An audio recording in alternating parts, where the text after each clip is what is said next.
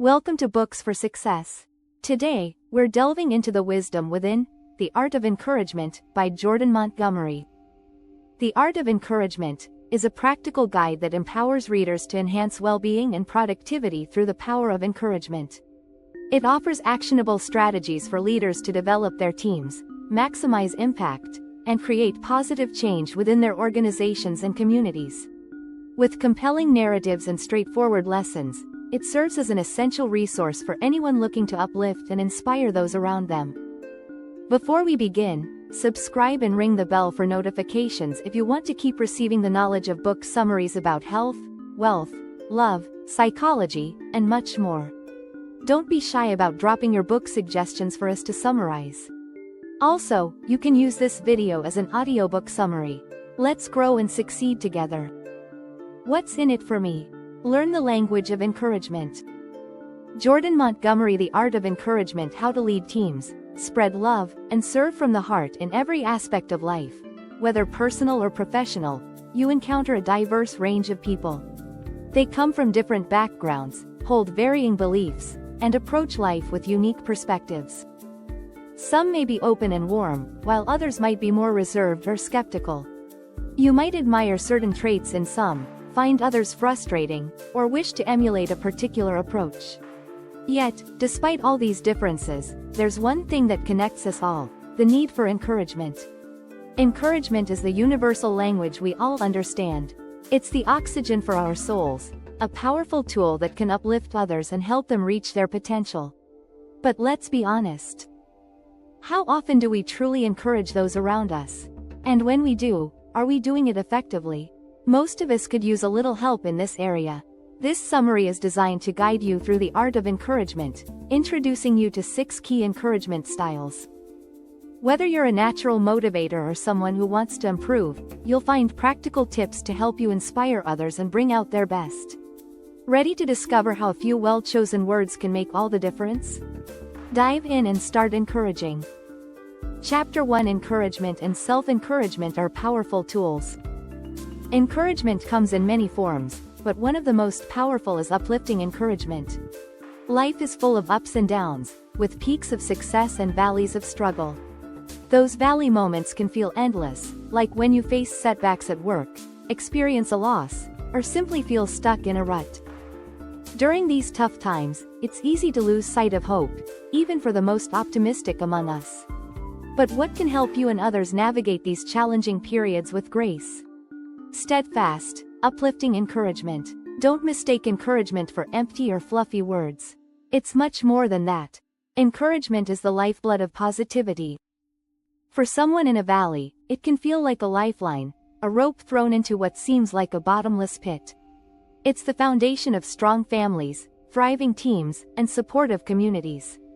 When you encourage others, you're making a real impact. You're lifting them up when they need it the most. And here's something even more powerful. That uplift doesn't just help others, it helps you too. Learning the art of self-encouragement can pull you out of life's valleys. This means that when you encourage yourself, you can actually change the way your brain works. Science tells us that repeated thoughts create grooves in our brains, like well-worn paths. The more we think in a certain way, the deeper those grooves become. But thanks to neuroplasticity, our brains can change and form new grooves. Neuroplasticity is the brain's ability to reorganize itself by forming new neural connections throughout life. This means that when you practice positive, encouraging thoughts, you're reshaping your brain to think more positively over time, all thanks to neuroplasticity. And what's more encouraging than knowing you can change your inner landscape? Your ability to encourage others starts with how you speak to yourself. So here's a challenge. Take a moment to improve your environment, as it directly impacts your mental state. This might be as simple as externalizing those positive thoughts by writing them down somewhere you can refer back to them later. Many people find journaling a helpful way to practice self-encouragement.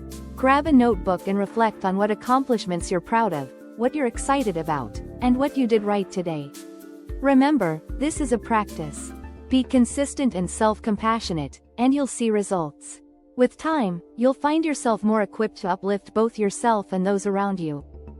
Chapter 2: Praise the person, not the performance. Which words of encouragement resonate more deeply with you? You really nailed that spreadsheet, Elodie. I appreciate your commitment to the task and attention to detail. Those numbers are watertight. Or, Elodie, I want to take a moment to recognize your dedication and work ethic. You bring so much to the team, and I can see how it inspires others to match your efforts too. The second example is clearly more impactful, but why? The difference lies in the focus. The first example praises performance, how well Elodie completed a task. The second example, however, praises her character, who she is as a person. Character encouragement is far more powerful because it prioritizes the who over the do. While it's easy to praise someone based on performance, metrics, achievements, or status, focusing on their character is both more challenging and more rewarding. We often say, "Good job," when someone gets a promotion or hits a sales target, but we might overlook traits like consistency, discipline, and dedication. In a leadership role, focusing too much on performance-based encouragement can create the impression that you only value people for their contributions to the bottom line, a common pitfall in corporate culture. It's easier to notice scores and sales numbers than to invest time in understanding and recognizing the innate qualities of your team members. But when we connect with someone's character, it fulfills a deeper need. The need to be seen and valued for who we are, not just what we do. Character encouragement is more fulfilling and ultimately more motivating. Praise tied to performance can feel conditional, making people feel valued only as long as they maintain high performance. In contrast, character encouragement recognizes and affirms the qualities that allow someone to achieve those results in the first place. Even those who seem to perform effortlessly, like the top salesperson, the straight-A student, or the parent who never misses an appointment, can benefit from character encouragement. No one is ever too high-performing or too successful to need acknowledgement of their intrinsic traits. Highlighting and appreciating these qualities is meaningful, even when performance metrics are already high. Here's a challenge. Think of someone close to you, like your partner.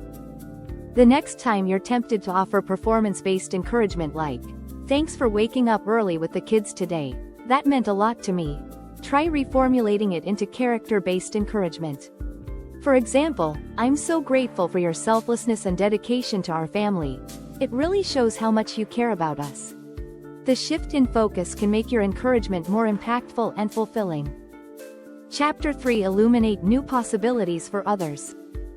Tom Landry, the legendary coach of the Dallas Cowboys, once said, "A coach is someone who tells you what you don't want to hear, who has you see what you don't want to see, so you can be who you have always known you could be." As an illuminating encourager, you're a bit like Coach Landry, but instead of highlighting hard truths, you're shining a light on the positive truths people might not see in themselves. Think about how often you've sat with friends or colleagues who downplay their abilities, lock themselves out of pursuing opportunities, or avoid risks because they doubt their potential. Meanwhile, you see them brimming with talent, creativity, and promise, qualities they're blind to because they're their own harshest critics. Where you see a natural leader or a brilliant problem solver, they might see inexperience or inadequacy. That's where you step in with vision casting. Vision casting is all about shining a spotlight on someone's strengths and helping them see what they're truly capable of achieving. It's like illuminating a path they hadn't considered, guiding them toward a destination they didn't know was within reach. We often get stuck in indecision or fear of failure, but by casting a vision, you help others see the possibilities ahead. Consider the idea of casting votes for yourself, where each positive action you take is a vote for the person you aspire to be. When you cast a vision for others, you're helping them cast votes for their own potential identity. For example, telling a colleague, "I see you as someone who could lead this project to success with your innovative ideas," can help them start seeing themselves as a capable leader. Illuminating encouragement and vision casting aren't just for those below you on the ladder. They're equally valuable when directed upward. Leaders and high achievers often receive little encouragement from those they lead, yet they too benefit from seeing a vision for their future. Even telling your boss, "I've noticed how you inspire the team with your strategic thinking. I believe you could lead our company to even greater heights," and watching their confidence grow. Here's a challenge. Think of someone you want to encourage. What vision do they have for themselves? Can you expand it with illuminating encouragement? For instance, if a friend dreams of starting a business but hesitates, tell them, you have the creativity and resilience to turn this idea into something amazing. I can see you building something truly impactful. Your words could be the spark that ignites their belief in what's possible. Chapter 4. Don't just encourage, elevate. Encouragement is a powerful tool that makes people feel good, but when you pair it with elevation, the impact becomes even more significant. Elevation takes encouragement a step further by helping someone level up through connections, opportunities, or promotions, leading to tangible results. So what exactly is elevation? It's when you actively help someone rise by connecting them with a mentor, introducing them to a new social circle that aligns with their goals, or writing them a strong reference letter or LinkedIn testimonial. You elevate someone when you publicly acknowledge their contributions, whether in a meeting, on social media, or by leaving a glowing review for their business online. Promoting elevation alongside encouragement is a natural extension of support. While encouragement often happens in private conversations, elevation is all about going public. A private endorsement can certainly boost confidence, but making that endorsement public multiplies its impact. And here's the best part. Elevating encouragement doesn't have to be complicated. Think of it like marketing, but for people. We all understand the power of marketing in business, from billboards to promotional campaigns where big budgets are spent to elevate a brand. What if we applied that same mindset to promoting the people around us, our friends, family, and co-workers? Elevating and promoting those who may not seek the spotlight, particularly quiet achievers, ensures that their influence and impact are recognized and appreciated. Here's a challenge for you.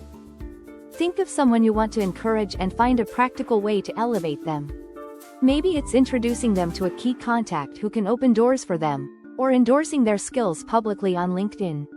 You could even mention their contribution in a meeting or share their success on social media. By combining encouragement with elevation, you're not just making someone feel good, you're actively helping them reach new heights. Chapter 5. Encourage through servant leadership. When you think of a true leader, who comes to mind? Nelson Mandela, Mother Teresa, and Martin Luther King Jr. are often at the top of the list. These iconic figures didn't exemplify the aggressive, competitive attributes we often associate with modern corporate leadership. Instead, they were selfless, collaborative, and led with a spirit of service rather than personal gain. These leaders embody the principles of servant leadership, a philosophy that prioritizes the needs and growth of others above the leader's own interests. Servant leaders focus on empowering their team members, fostering a sense of community, and ensuring that everyone has the tools and support they need to succeed. They lead by example, putting the well-being and development of others first. One of the most powerful ways to encourage someone is by practicing servant leadership. There's nothing more uplifting than having someone offer their skills and talents to serve you without expecting anything in return. To do this, make their agenda your agenda and approach it with enthusiasm and humility. To serve well, spend time genuinely understanding the needs and goals of others. This could mean setting aside your own priorities to focus on theirs, listening intently to their concerns, or offering your time to help them achieve their objectives. For example, if a colleague is struggling with a project, volunteer to help them brainstorm solutions or provide the resources they need to succeed. Ask questions that show your commitment to supporting others. For instance, you might ask, "What challenges are you facing right now and how can I help?" Or, "What's the most important goal you're working toward and what can I do to support you in reaching it?" These questions demonstrate that you're not just interested in their success but that you're willing to actively contribute to it. Here's a challenge. Start small on your servant leadership journey. Dedicate a weekend or a few hours to serving someone else's agenda. For example, offer to help a friend prepare for an important presentation by practicing with them, or spend your Saturday volunteering for a cause that's important to a family member. By making someone else's priorities your own, you'll experience the profound impact of servant leadership on both yourself and those you serve. Chapter 6. Encourage authentically. When you give encouragement, it's crucial to be authentic. Share your whole self. No matter how far along you are in your personal or professional journey, you're not and will never be an expert in everything. You'll make mistakes, and that's okay. In fact, sharing your mistakes can be just as encouraging as lifting others up through praise or sharing your expertise. People might be impressed by your strengths and accomplishments, but they connect with you through your weaknesses. Being vulnerable is one of the most powerful forms of encouragement because it shows others that they're not alone in their struggles. It's about being impactful rather than merely impressive. Imagine you're a team leader who's struggled with public speaking. Sharing your journey from shaky beginnings to gradual improvement can inspire a team member who's nervous about an upcoming presentation. By saying, "I used to get so anxious before presentations that I couldn't sleep the night before, but with practice and some breathing techniques, I've become more confident." You show them that growth is possible, even when it seems daunting. As a parent, admitting to your teenager that you made some poor decisions in your youth can open a meaningful dialogue. You might say, "I didn't always make the best choices when I was your age, and I learned some lessons the hard way. I'm here to support you so that you don't have to go through the same mistakes." In a workplace setting, if you've missed a deadline, owning up to it and discussing how you plan to manage your time better in the future can encourage others to be more open about their own challenges. You might say, "I underestimated the time this project would take, and I missed the deadline. I've learned that I need to include more buffer time, and I'm happy to help you avoid the same pitfall." When offering encouragement, be specific and authentic in your messaging. Instead of saying, "Good job," say, "I'm really impressed with how you handled that difficult client. Your patience and professionalism made all the difference." Rather than a generic, "You're great, try," the way you broke down that complex problem into manageable steps was brilliant. It really helped the team to understand the process. And here's a challenge: be authentic in how you encourage others. If you don't know someone well enough to give true and specific encouragement, don't rely on vague, empty praise. Take this as your signal to learn more about them on a deeper, more meaningful level. The more you understand about their experiences and challenges, the more impactful your encouragement will be. Final words. In this summary to The Art of Encouragement by Jordan Montgomery, you've learned that encouragement is a universal need that connects us all, regardless of our backgrounds or beliefs.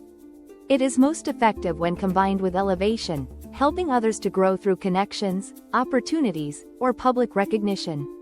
Authenticity and vulnerability in your encouragement can create deeper connections, while focusing on someone's character rather than just their performance makes your support more meaningful and lasting.